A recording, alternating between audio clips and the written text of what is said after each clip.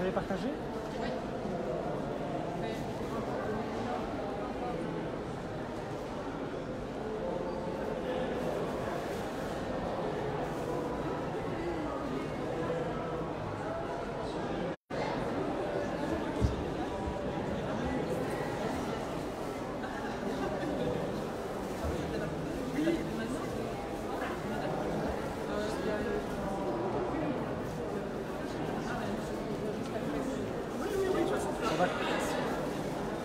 On va commencer alors.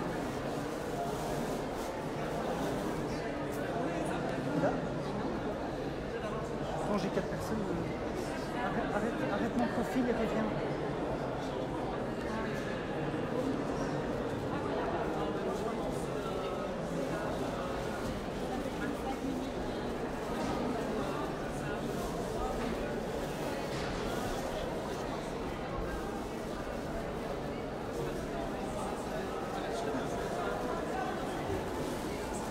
Bonsoir à tous, merci d'être là. Bonsoir à Malacrète. Bonsoir. Alors, vous êtes belge mais vivant en France, j'avais dit Paris mais peut-être pas. Alors, vous avez été actrice, professeure de théâtre, de cinéma et metteuse en scène, on va en parler. Mais vous êtes aussi l'auteur de votre premier livre qui s'appelle Femmes et sorcières aux éditions Souffle d'Or, qui se trouve ici devant. Et vous êtes là pour en parler. Alors, Femmes et sorcières est publié au Souffle d'Or. C'est un éditeur qui est un peu spécialisé dans les livres ésotériques. Pourtant, votre livre s'inscrit dans le concret, en fait, puisqu'il s'adresse aux femmes qui sont actives, surchargées, débordées, un peu dépassées par leur quotidien. Des femmes un peu dépassées à qui vous donnez ce conseil, retrouver la femme sorcière qui est en vous. Alors, qui est cette femme sorcière ? J'aime beaucoup votre description déjà de la femme active. Effectivement, je crois qu'à notre époque, on se fait vite dépasser par les réseaux sociaux, voilà, on le voit, il faut que tout aille vite. Et mon invitation, c'est justement de reconnecter cette femme active à la part intuitive en elle, à la part de la femme qui sait et qui est en contact avec sa guidance intérieure. Parce qu'à notre époque, on a vite tendance à aller chercher les réponses à l'extérieur, à se dire que quelqu'un d'autre sait mieux que nous, à se dire qu'un thérapeute va nous donner les réponses, à se dire que si on fait ce stage ou ce voyage, on va trouver les solutions à nos problèmes. Et ma réponse est de dire oui, faites tout ça, mais en restant connecté à cette guidance intérieure. Et donc la proposition, c'est de le faire au travers des rêves nocturnes. C'est ça, donc pas de potion ni de bave de crapaud, Pourquoi pas, sur ça. Mais les rêves aussi. C'est pas un livre sur ça. Alors, comment est-ce qu'on se reconnecte à sa femme sorcière? Vous expliquez ce parcours à travers l'histoire de Vassilissa. C'est une sorte de conte de fées, comme ça, de parabole qui traverse le livre. Donc, pourquoi vous avez choisi aussi de faire ce parallèle avec l'histoire de Vassilissa? C'est une histoire connue ou bien vous l'avez inventée? Non, c'est un conte russe, le conte russe le plus connu, qui a été repris entre autres par Clarissa Nicolas-Estes dans son livre Femmes qui courent avec les loups.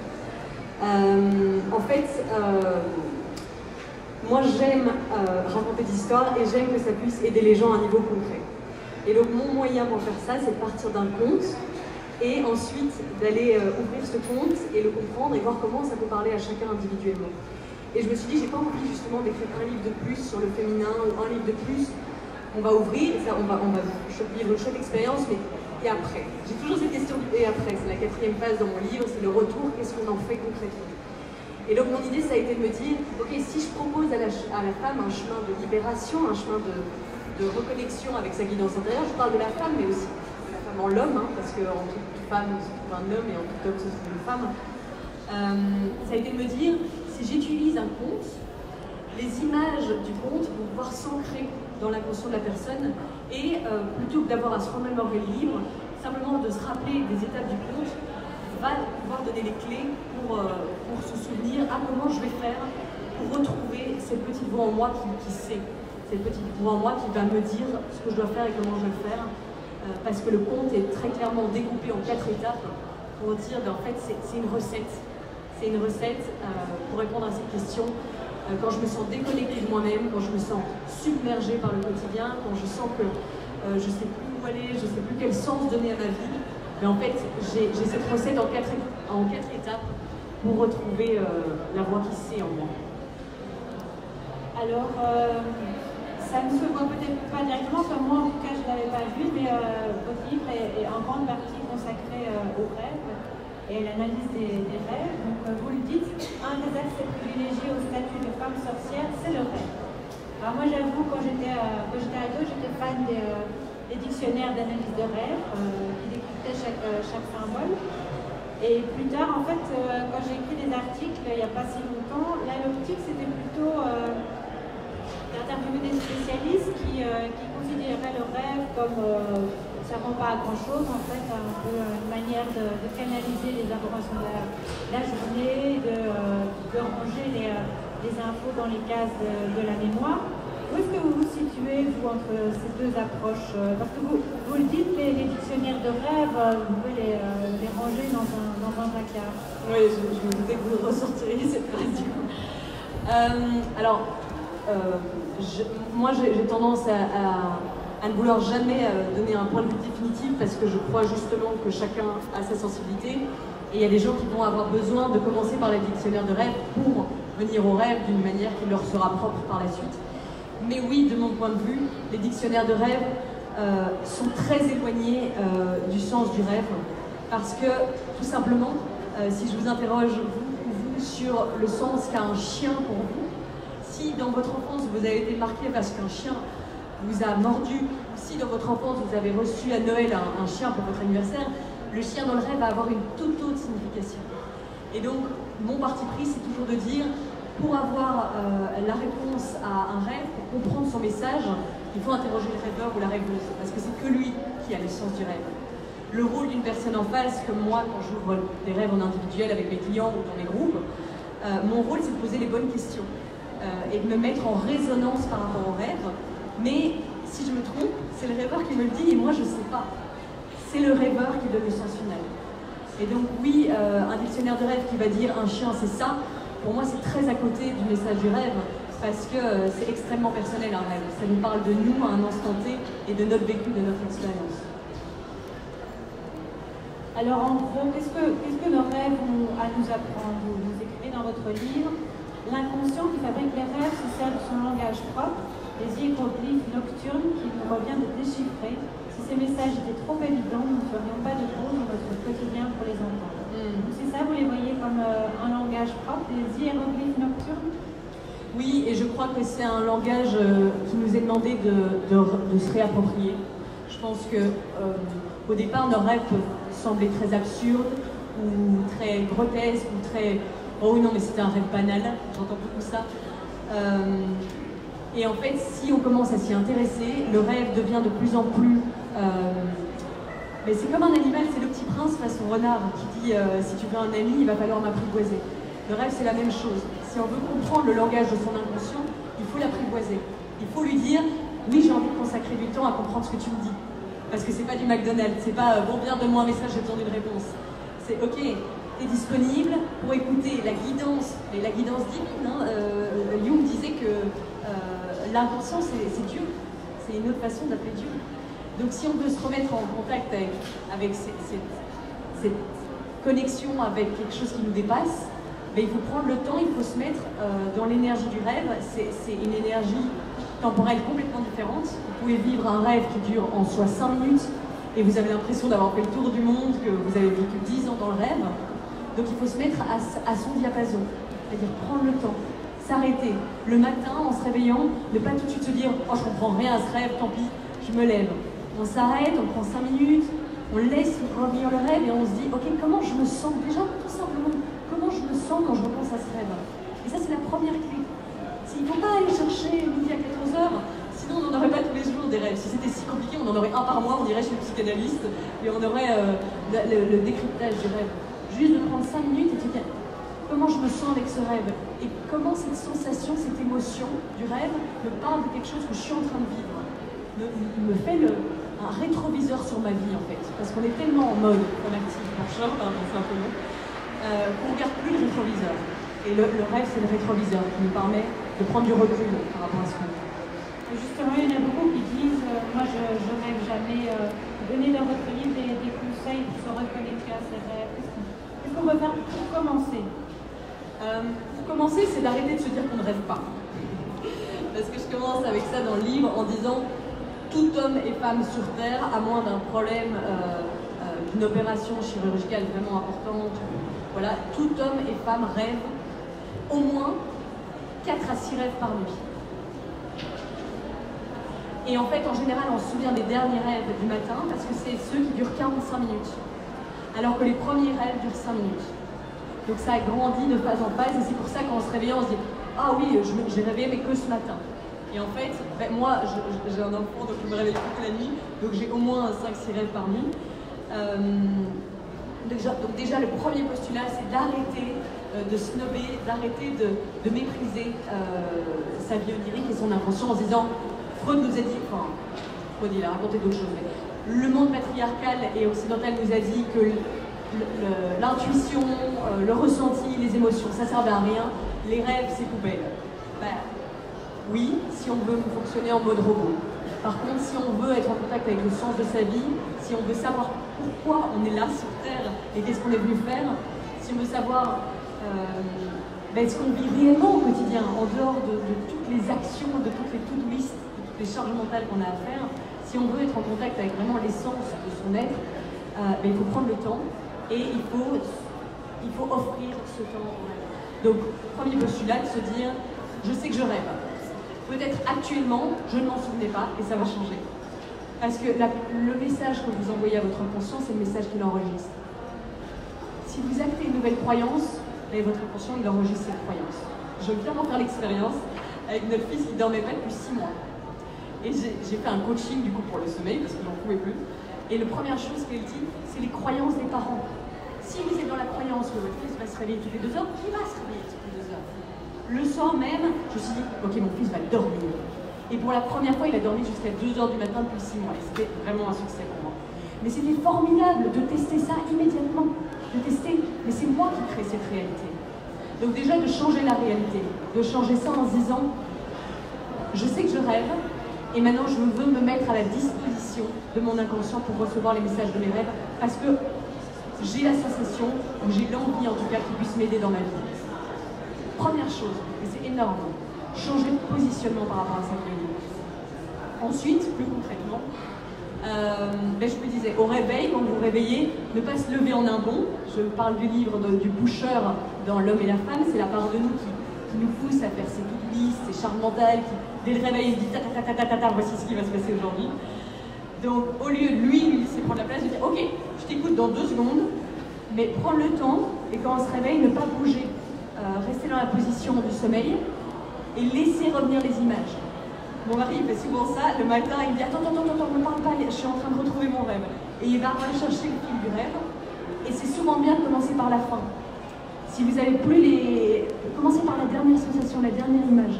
S'il n'y a vraiment rien qui vient, repassez votre journée de la veille et vos problématiques actuelles, les personnes dans votre vie qui jouent un rôle problématique ou des choses comme ça. En général, elles peuvent apparaître dans le rêve et ça peut vous redonner. Ah mais oui, évidemment, j'ai rêvé de ça. Ensuite, de changer de position. Parce qu'en fait, c'est très amusant, mais le rêve s'imprime dans le corps. Le rêve est extrêmement lié au corps. Moi, je travaille en yoga avec mes élèves, je travaille le rêve au travers du corps physique. Donc, changer de position, parce que le rêve, s'il a été fait dans une certaine position, va revenir dans cette même position. Donc, tournez-vous, et puis il y a des images qui peuvent revenir. Quoi d'autre? De ne pas se coucher trop tard. Si on se couche après minuit, en fait, on a un sommeil beaucoup plus réparateur et donc on a moins de mémoire des rêves. J'ai même pas envie de le dire, mais évidemment, alcool et caféine n'aident pas. Et alors, un dernier petit truc sympa, ça peut être, c'est un petit ancrage. C'est, on se couche le soir, on prend un verre d'eau en se disant, demain je me souviendrai de mes rêves. Et on laisse le verre d'eau sur sa table de nuit, et quand on se réveille le matin, on reboit le verre d'eau pour qu'il fasse revenir la mémoire des rêves. Donc c'est comme une petite auto-hypnose que vous faites, avec un verre d'eau que vous laissez sur votre table de nuit, donc vous buvez l'autre moitié du verre au réveil. Vous parlez dans votre livre de se faire aider éventuellement d'une facilitatrice de rêve, une personne qui a même de vous aider à analyser votre rêve. C'est un peu ce que vous faites aussi dans vos... Alors oui, sauf que, et c'est avec toute bienveillance que je dis ça, je ne dirais jamais analyser, analyser les rêves, parce que je ne prétends pas du tout pouvoir analyser les rêves des gens. Enfin, en tout cas, j'en ai pas du tout envie. Parce que comme je vous dis, je ne considère pas qu'il y a un sachant et la personne en face qui ne sait pas. C'est vraiment une de mes démarches aujourd'hui dans la vie. J'ai créé une école pour les femmes où on est 6 intervenantes. Parce que je me suis dit, mon but, c'est de recréer un nouveau modèle qui soit horizontal, qui soit dans la lignée du féminin, qui soit dans un message de dire, on est tous, si je vous interrogeais chacun d'entre vous, vous avez tous un talent génial que j'aimerais apprendre de vous. On est tous contributeurs les uns des autres. Et là, je suis ici aujourd'hui, demain ce sera vous, je vous écouterai. Donc, non, je ne considère pas pouvoir analyser les rêves des gens. Par contre, je considère avoir de l'expérience et de la sensibilité et un thème astral qui me vient avec du cancer, scorpion, beaucoup d'eau, qui me permet de me mettre vraiment au diapason de la personne, d'aller vraiment sentir et d'aller poser des questions qui peuvent faire émerger le sens du rêve avec les bonnes réponses. En fait, oui, j'accompagne les personnes à ouvrir leur rêve. Et ça, comment est-ce qu'on peut le faire soi-même une fois qu'on s'est rappelé des images de son rêve? Qu'est-ce qu'on en fait? Est-ce que le rêve nous parle par symbole qu'il faut coder? Vous l'avez dit, pour commencer déjà à sentir la sensation, retenir la sensation du rêve, l'atteinte globale en fait du rêve. Ouais. Et puis qu'est-ce qu'on peut faire? Donc je parlais vous avez cité les hiéroglyphes. Oui, nos rêves paraissent des hiéroglyphes au départ. C'est un langage inconnu. Parce que en fait, c'est notre hémisphère droit qui crée les rêves. Et donc, en fait, c'est comme si on avait un laboratoire intérieur qui, à chaque fois qu'on allait vivre des choses fortes dans notre vie, allait associer cette émotion avec des images. Et ces images vont être stockées dans notre banque de données et le rêve va aller piocher ces images en fonction des émotions dont il veut parler.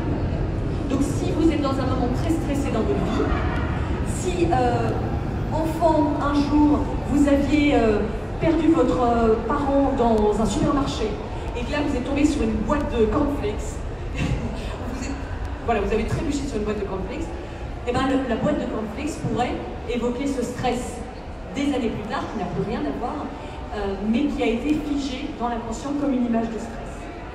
Donc, pour moi, le rêve, c'est comme une immense banque de données d'images, et le travail d'une facilitatrice de rêve, ou le travail que vous pouvez faire, c'est aller vous dire, qu'est-ce que m'évoque cette image? Comment je ressens cette image? Et l'émotion, elle sera en fait, c'est de retrouver l'émotion derrière l'image. Parce que l'émotion, vous allez pouvoir la connecter à ce que vous vivez, et donc de comprendre, en fait, dans cette situation où je croyais que c'était que cette relation amicale était vraiment finie et que ça ne me faisait plus rien, je me rends compte qu'en fait je suis blessée, je me rends compte qu'il y a des choses que j'ai pas dit, je me rends compte qu'en fait j'ai de la rancœur, etc. Et donc j'accumule, et le rêve vient me dire ça parce que le but du rêve, c'est de nous ramener à un état de complétude, de nous ramener à un état où on n'est plus dans la souffrance, où on n'est plus dans la comparaison, où on n'est plus dans une insatisfaction dans sa vie, mais nous ramener à être complet. Et donc il vient nous aider à reconnecter toutes ces parts blessées, toutes ces parts meurtries, toutes ces parts qui nous manquent, pour essayer de nous ramener à un puzzle. C'est comme s'il manquait des pièces à notre puzzle. Et le rêve vient nous dire, ben là, tu as une pièce manquante, va regarder ce qui se passe.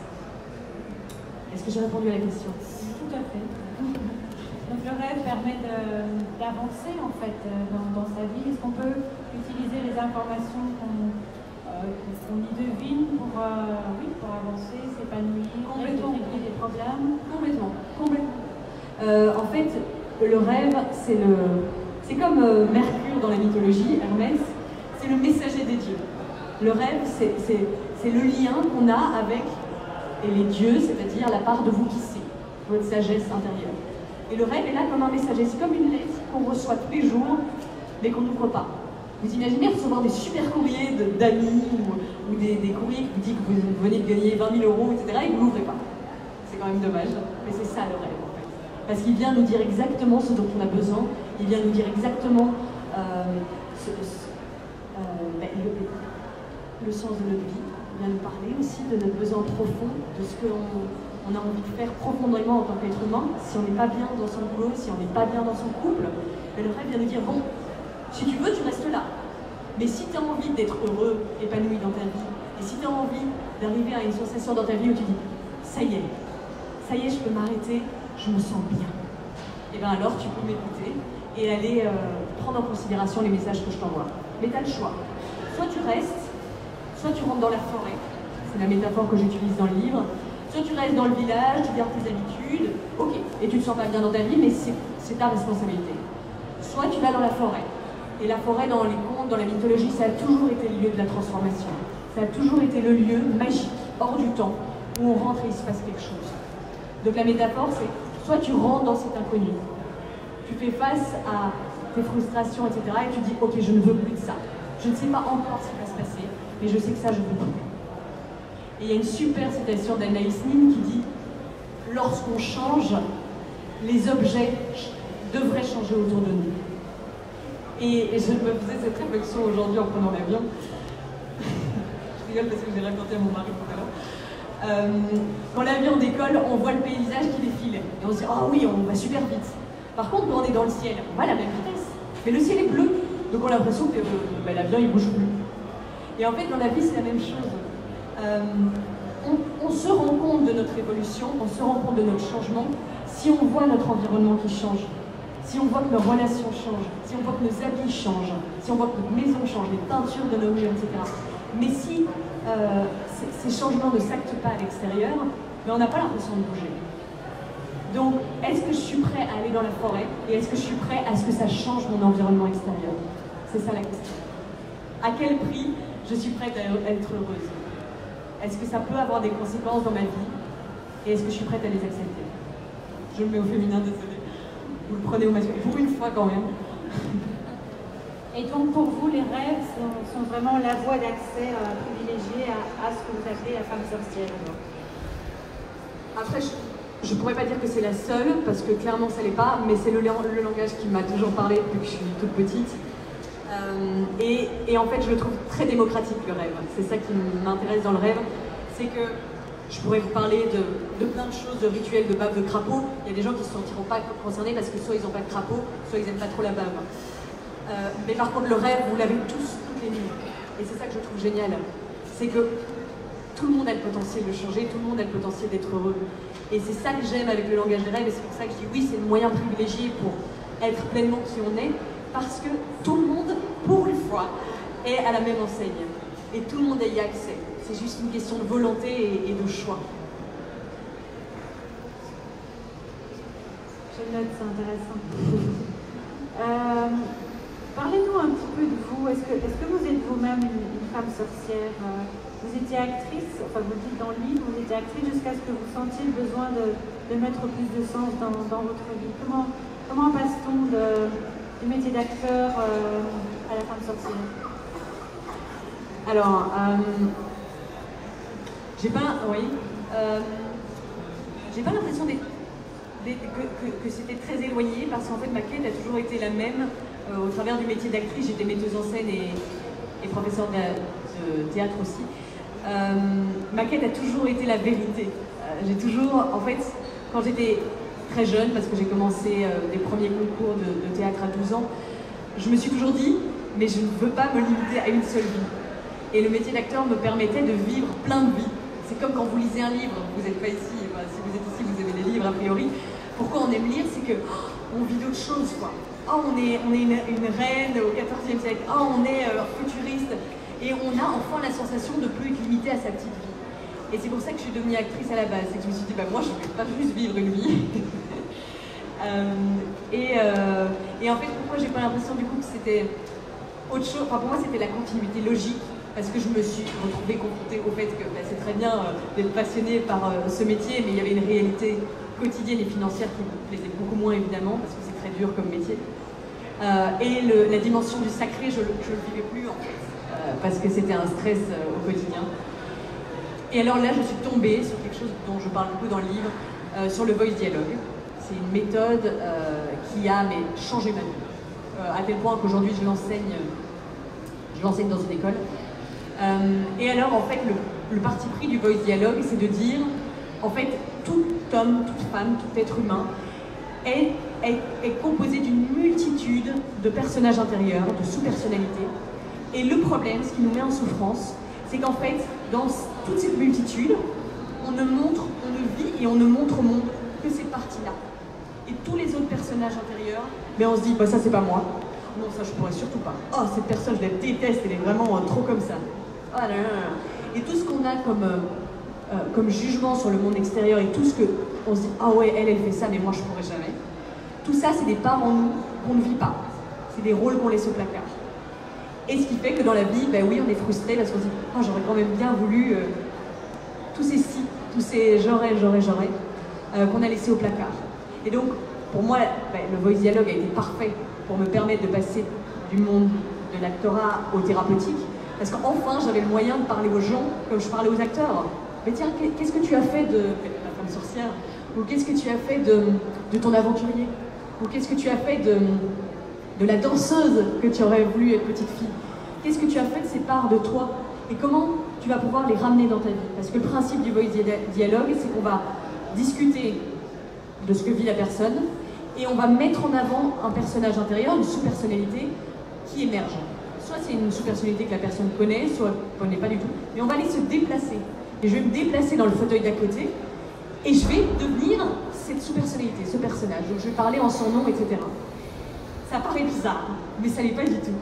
Et surtout, quand on revient ici, il y a une sensation de liberté et de « Oh mon Dieu, oh mon Dieu, enfin, je peux être une femme active, maman, engagée dans le monde, et je peux être une sorcière intuitive, connectée à ses rêves. » Parce que c'est un truc que j'observe beaucoup actuellement. Petite pause. C'est un truc que j'observe beaucoup actuellement, c'est qu'on va beaucoup parler de la sorcière, par exemple, aujourd'hui. Je regardais là sur les livres, c'est impressionnant le nombre de titres qu'il y a sur les sorcières. Ou, en tant que femme, on va nous parler de la sorcière ou bien de la businesswoman. Comme si on n'avait pas de choix entre les deux.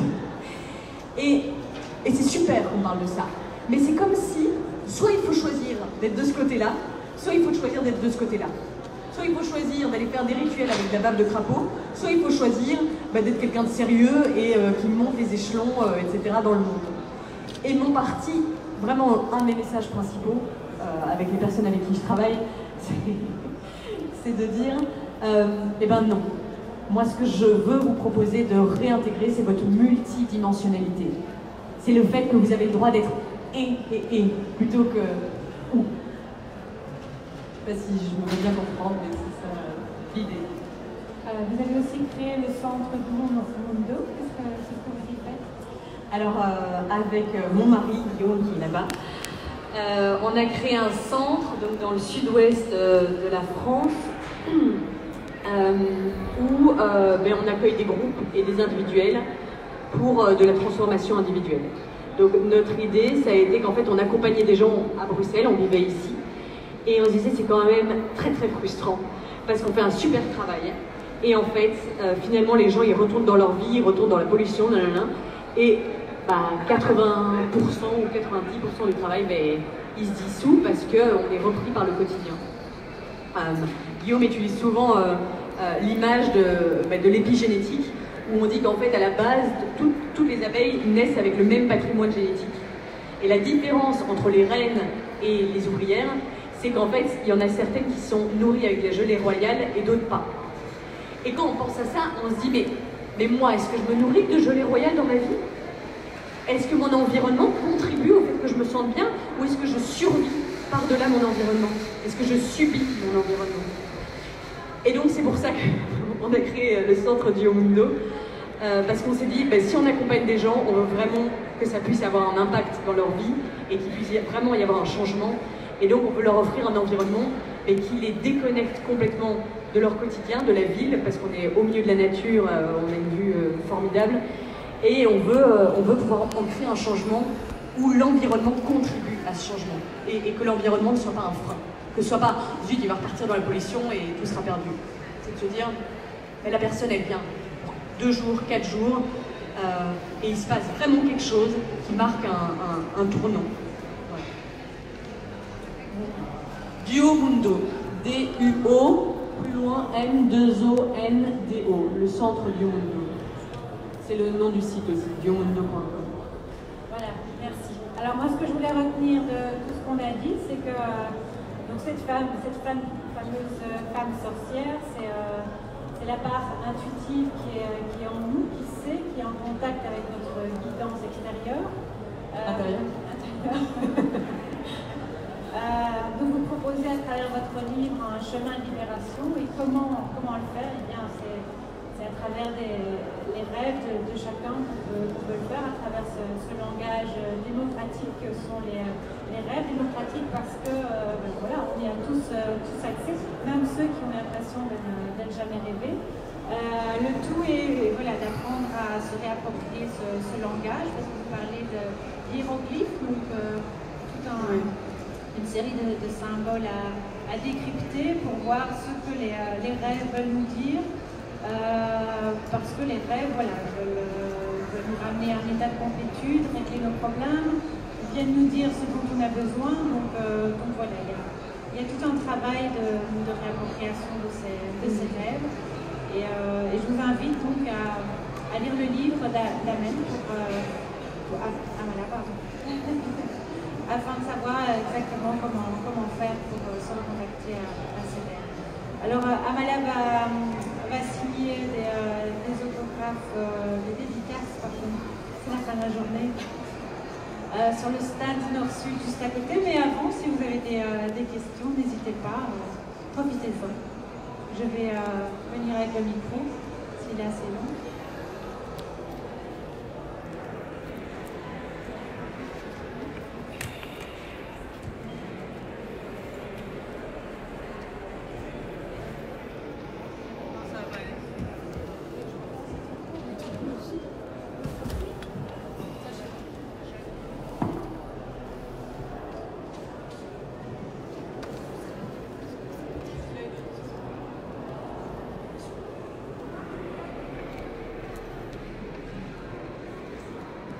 Bonsoir Amala.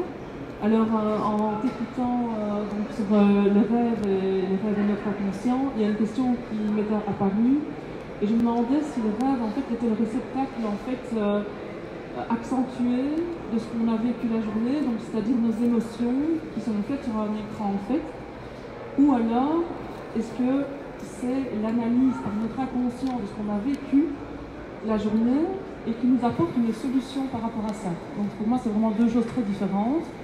Et donc, est-ce que c'est comme si on avait notre petit psychanalyste en nous et qui nous parle de là-haut et qui analyse, voilà. On voulait voir un peu la différence. Oui, super question. Donc, est-ce que c'est soit juste une photo de ce qu'on a vécu, ou est-ce que ça apporte une solution? Ben, moi, je suis très optimiste en général. Et oui, c'est mon parti pris avec les rêves, c'est clairement de dire qu'ils offrent des solutions. Et c'est ça qui est génial aussi quand je suis dans des ouvertures de rêve avec des personnes, parce qu'ils arrivent en me disant oui, j'ai compris, le sens du rêve c'est ça. Et en fait après une heure, ils sont wow, ok, ça vient de me dire complètement autre chose. Parce que le propre du rêve, c'est que ça vient de notre inconscient. Donc, ce n'est pas conscient. Donc, si on se réveille et on se dit c'est bon, j'ai compris, mais en général on peut faire ok, retourne-y, parce que t'as pas compris.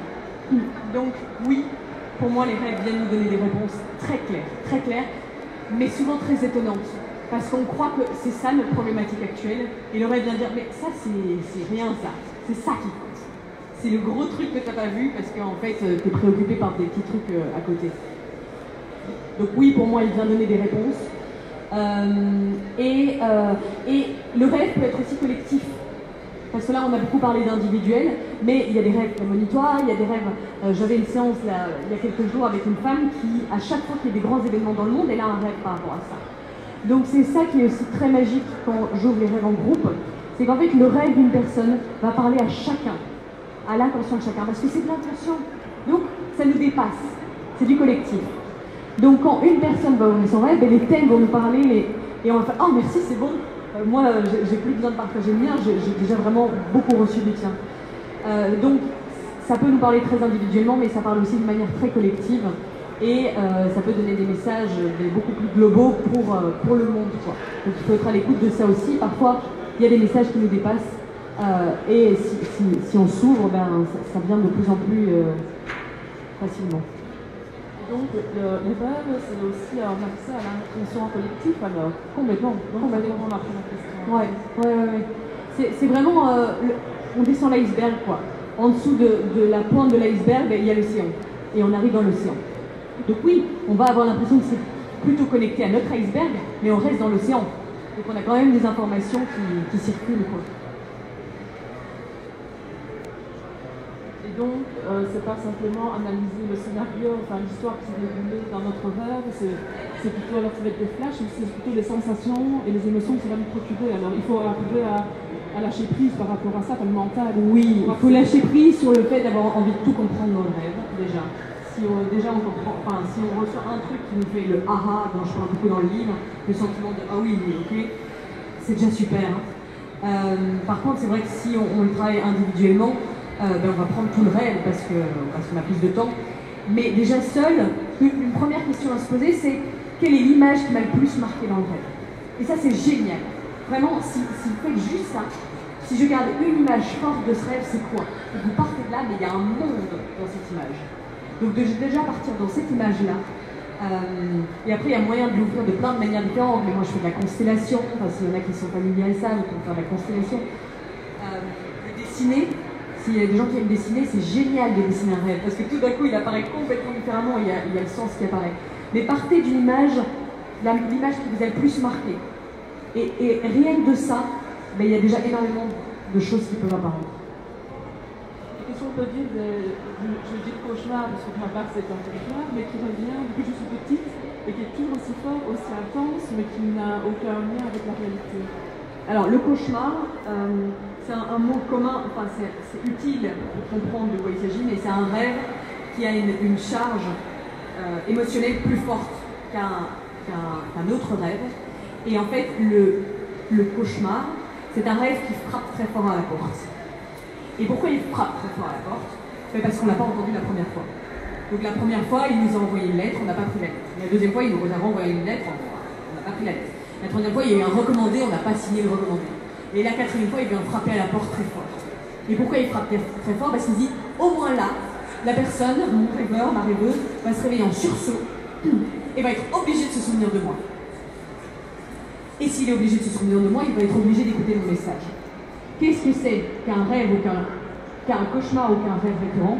C'est un message qui est venu comme ça, avec une charge émotionnelle, et on a fait ouf, je suis réveillée. Et on l'envoie balader. Et il revient.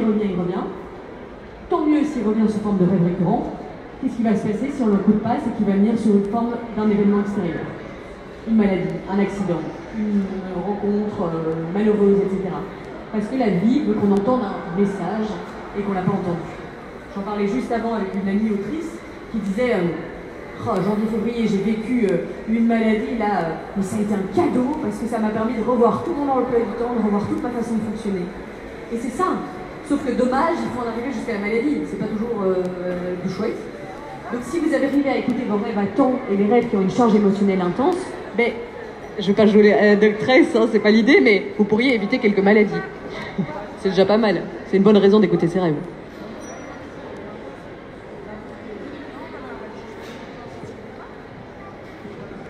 Quelqu'un d'autre, une question?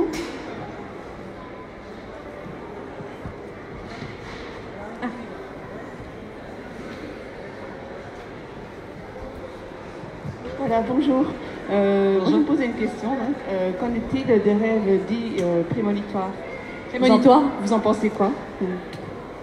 Mais j'en parlais un petit peu du coup juste avant. Des rêves à prédominance collective, en citant cette cliente qui avait chaque fois des rêves par rapport à des événements qui vont arriver à l'extérieur. Oui, enfin en fait, j'ai adoré une fois, j'ai entendu dans un livre audio la grand-mère de Clarissa Pinkola Estés qui lui disait, alors qu'elle avait trouvé une plume sur le bord de la route et qu'elle demandait un signe pour savoir où aller, et elle revient chez sa grand-mère super heureuse en disant « Regarde ce que j'ai trouvé, c'est incroyable, ça m'a guidée ». Et la grand-mère lui a dit « Arrête, c'est ordinaire ». Et à toujours faire des montagnes de ces choses-là, on les éloigne de notre réalité. Donc le rêve prémonitoire, oui, complètement. Les signes, oui. Les synchronicités, oui. Mais c'est normal, en fait. Quand on ouvre ces canaux-là, c'est normal d'avoir des perceptions. C'est normal de pouvoir communiquer différemment. Parce qu'en fait, on ouvre ces canaux-là en nous. Donc non, je ne serais pas du tout intéressée par faire du rêve prémonitoire quelque chose d'extraordinaire. Pour moi, c'est extrêmement ordinaire. Si on ouvre ces parts de nous qui sont réceptives, ben oui, le monde communique avec nous d'une autre manière. Donc oui, on devient beaucoup plus réceptif à son environnement, au collectif. Et c'est évident qu'aujourd'hui, c'est facile d'avoir des rêves sur la suite de ce qui peut se passer. Et donc oui, quand on s'ouvre à soi, à son intuition, ben oui, on devient canal de plein d'autres choses. Et c'est ordinaire. Enfin, j'ai vraiment envie de ramener cette notion d'ordinaire, je la trouve super importante. De plus faire des dons et des perceptions quelque chose d'extraordinaire. Si on s'ouvre, ben oui, on a de l'intuition. Si on s'ouvre, ben oui, on peut être en empathie avec l'autre hyper facilement. Si je vous mets 2 par 2 à vous regarder, je suis sûre que vous pouvez me dire des trucs de dingue sur l'autre alors que vous ne connaissez pas la personne. Tout simplement parce qu'on se met sur le même canal et on rouvre cette perception en nous, cette intuition qu'on nous a dit qui n'était pas bien, et c'est les sorcières, et c'est les méchants, et c'est tout ce qu'on ne veut pas voir, quoi. Voilà. Merci beaucoup, Amanda. Je propose qu'on continue cette conversation passionnante juste à côté, sur le stand diffusion Nord-Sud, pour une séance de dédicace. Voilà. Merci, bonne soirée.